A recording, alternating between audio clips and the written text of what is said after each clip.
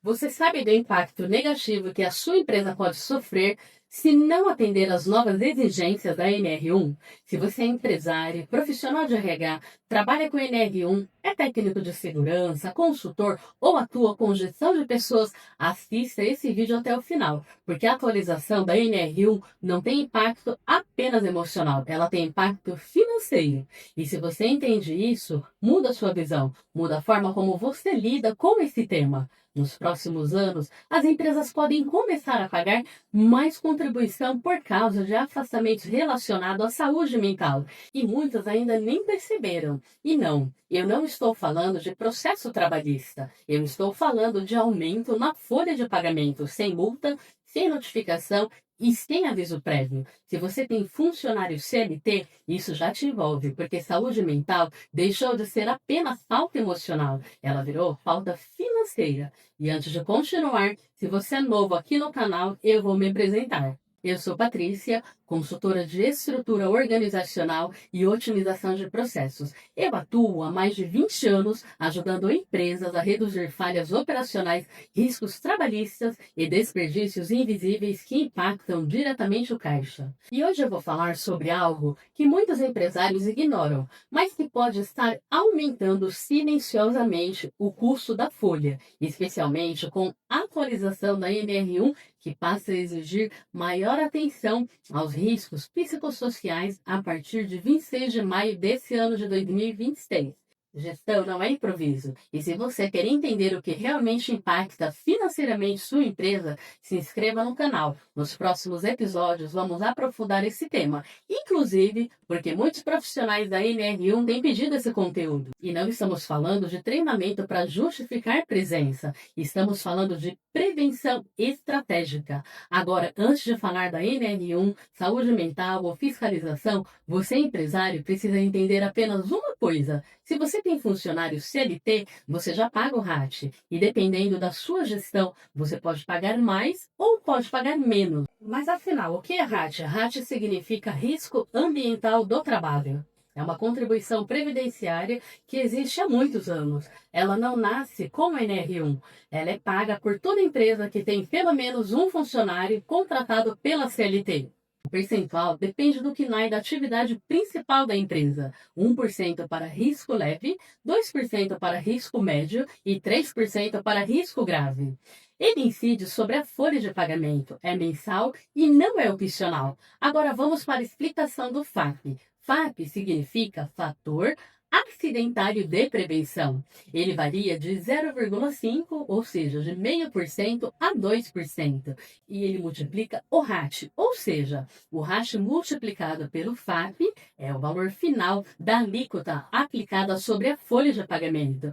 E o FAP é calculado anualmente pela Previdência Social e considera os 2 anos anteriores de benefícios acidentários da empresa, comparando com outras empresas do mesmo KNAI. Funciona como um ranking. Se a empresa está melhor que a média do setor, pode pagar menos. E se está pior, pode pagar mais. E como funciona esse período de apuração? O FAP de um determinado ano é calculado com base nos 2 anos anteriores. Exemplo, o FAP aplicado em 2026 considera os afastamentos registrados em 2024 e 2025. A divulgação normalmente acontece entre setembro e outubro, e o novo índice passa a valer em janeiro do ano seguinte. Mas atenção, a empresa já paga RAT hoje, independentemente de saúde mental. O que pode aumentar ou reduzir é o FAP. E de onde vem o número do FAP? Ele considera frequência de benefícios acidentários, gravidade, custo previdenciário, comparação com outras empresas do mesmo KNAI. Não é CID sozinho que aumenta a conta. É quando há reconhecimento de nexo com o trabalho, como no caso de benefícios acidentário B91. Agora vamos para um exemplo prático. Imagine uma empresa com uma folha de pagamento de R$ 1 milhão e o RAT de 2%. Ela recolhe 2% sobre a folha, ou seja, R$ 20 mil.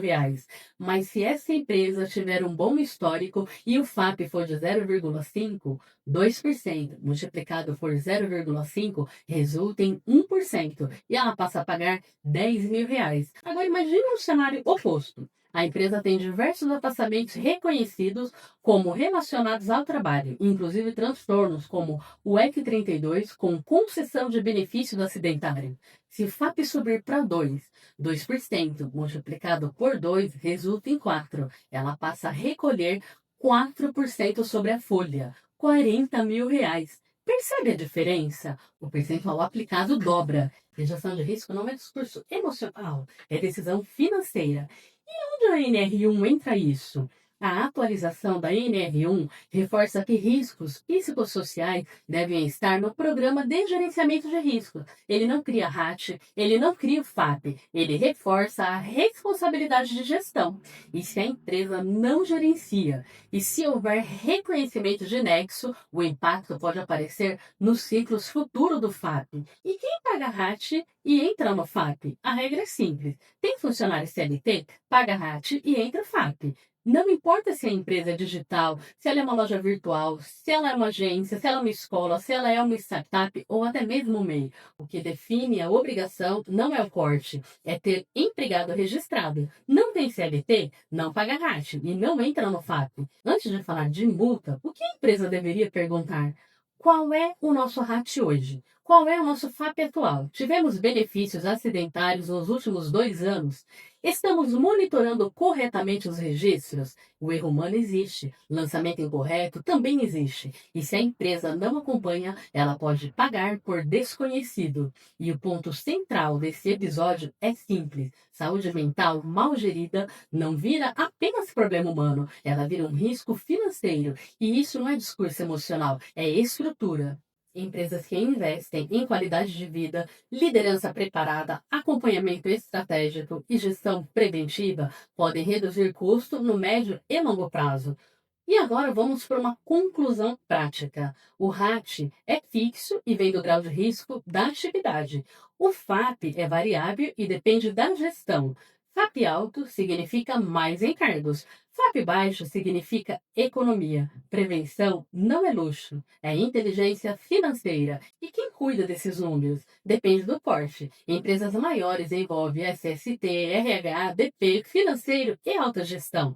Já empresas pequenas geralmente concentram isso no RH, contador até no próprio dono. Mas independentemente do tamanho, esses números precisam ser acompanhados. Ele impacta diretamente o custo da folha. E atenção, se as empresas têm apenas um funcionário e ele se afasta com o reconhecimento de nexo, estamos falando de 100% da equipe. Gestão não é sobre tamanho, é sobre controle. Se esse conteúdo te ajudou a entender os riscos atuais e a conta que pode vir nos próximos ciclos, curta esse vídeo e se inscreva no canal. Na sexta-feira eu vou explicar quais seeds exigem mais atenção, como profissionais da NR1 podem posicionar estrategicamente e como o RH pode demonstrar o impacto financeiro disso para a liderança. Espero você no nosso próximo vídeo. Até sexta às 20.